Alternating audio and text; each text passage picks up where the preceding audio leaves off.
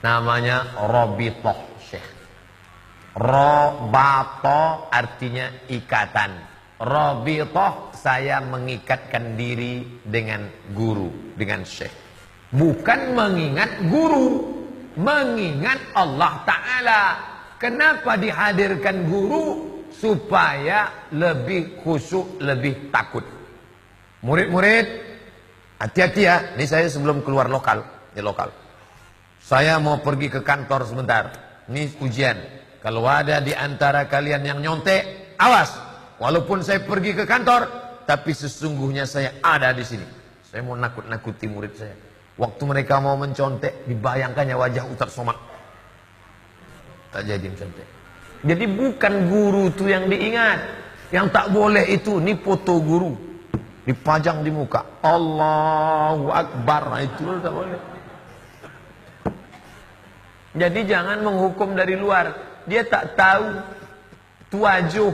Bukan zikir mengingat guru, yang diingat itu Allah.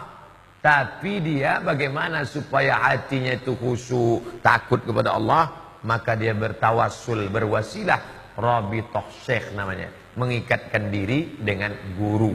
Nah, itu dipahami dengan baik. Kalau bertuhan kepada guru, kafir dia. Jangan menyembah kepada guru. Yang disembah itu Allah SWT.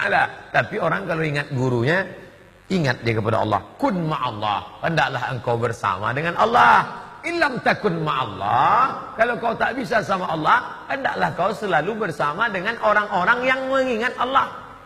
Kami waktu pergi ke Makkah, pergi ke rumah Sayyid Habib Muhammad Alawi bin Abbas Al-Maliki, ulama Makkah.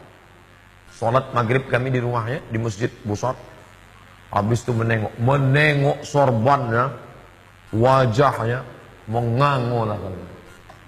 Sayyid Muhammad Alawi bin Abbas Al-Maliki, ulama besar.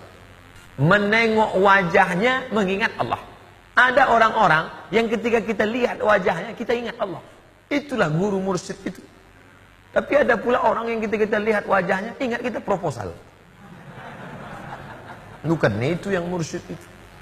Maka kata ulama, kun ma'allah. Hendaklah kau bersama dengan Allah. Illam takun ma'allah. Kalau kau tak bisa bersama dengan Allah, kun ma'aman ma'allah. Kau bersama dengan orang yang hatinya selalu bersama dengan Allah, maka dia membimbing engkau. Walan tajida lahu waliyan mursyida. Mursyid, jalan penunjuk dalam berzikir dengan Allah Subhanahu wa taala. Pahami itu dengan baik. Jadi rupanya Sayyid Muhammad Alawi Al-Maliki tadi saya jumpa tahun 2000. Saya ingin betul lah belajar sama dia, tapi saya pula tak di Makkah, saya di Mesir. Alhamdulillah 2017 salah satu dari putra tanah kelahiran kepenuhan akan belajar ke Makkah, persis dengan keinginan saya, dengan di rumah Muhammad Alawi Al-Maliki. Habib Muhammad Alawi Al-Maliki sudah meninggal, sekarang anaknya namanya Ahmad bin Muhammad bin Alawi bin Abbas Al-Maliki. Majelisnya di Rusaifah di Makkah. Insyaallah akhi Fadli akan berangkat ke Makkah belajar. Maka waktu beliau jumpa saya beberapa hari yang lalu, Ustaz Somad, saya akan berangkat ke mana? Ke Makkah. Belajar di mana?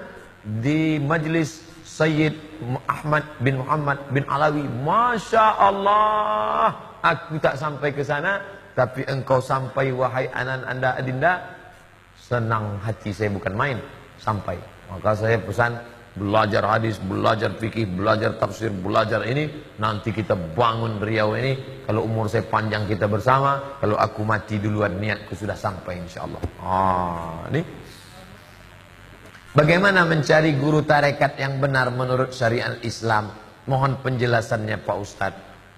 Cari yang mengerti syariat, hakikat, tarikat, makrifat. Sejalan dia. Kalau hanya sekedar eling saja. Saya dibawa kaji pengajian dulu ada pengajian tuan-tuan mursyid. Belum ada lagi yang tak sholat. Tengok zahirnya, sholat dia, beribadah dia. Ini ada insya Allah di tempat kita. Tapi di tempat lain banyak yang tak sholat. Kata dia cukup pejam mata, eling, dia sudah naik ke Sidratul Muntaha. Ini tak bisa. Saya melihat tuan-tuan mursyid, tuan-tuan guru kita di Rokan Hulu, semuanya masih berpegang kepada syariat. Tak ada yang meninggalkan syariat. Oleh sebab itu, kita punya silsilah. Ada silsilah tarekatnya sampai kemana. Rokan Hulu ini dari 3 jalur. Bahauddin Naqsabandi, turun ke bawah sampai Syekh Sulaiman Zuhdi, turun sampai ke Syekh Abdul Wahab Rokan. Dari Bahauddin Naqsabandi, turun sampai ke Syekh Sulaiman Zuhdi, turun ke Syekh Abdul Ghani. Dari Syekh Abdul Ghani turun ke Syekh Aidarus. Dari Syekh Aidarus turun ke Buya Alaidin, Saran Kabun. Dari Syekh Bahauddin Naqsabandi turun ke Syekh Sulaiman Zuhdi. Dari Syekh Sulaiman Zuhdi turun ke Syekh Ibrahim Al-Khalidi An-Naqsabandi. Dari Syekh Sulaiman Zuhdi turun lagi satu lagi ke Syekh Ismail Al-Khalidi An-Naqsabandi. Dari Syekh Sulaiman Zuhdi turun lagi ke Syekh Maulana Malik Ibrahim, Maulana Ibrahim. Itulah yang di kumpulan. Hanya Rokan Hulu itu jalur-jalurnya. Adapun yang tak bersilsilah tak bisa. Kau dapat ini dari mana? Aku langsung ke Nabi Muhammad. Oh, tak bisa.